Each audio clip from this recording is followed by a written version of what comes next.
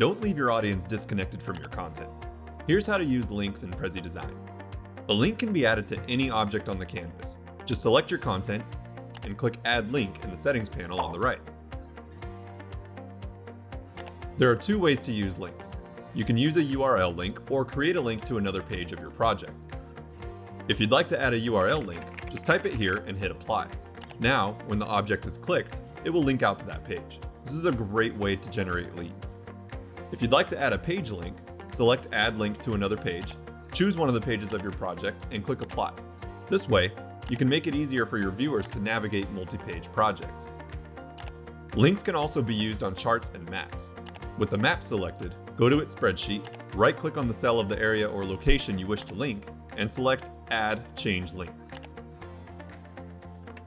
After you add the link, that specific part of the map will become clickable.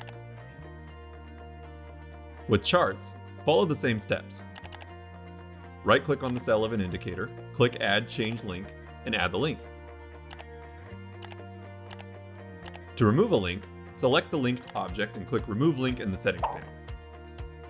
With charts and maps, go to the specific cell of the spreadsheet, click Add Change Link, and remove it from there.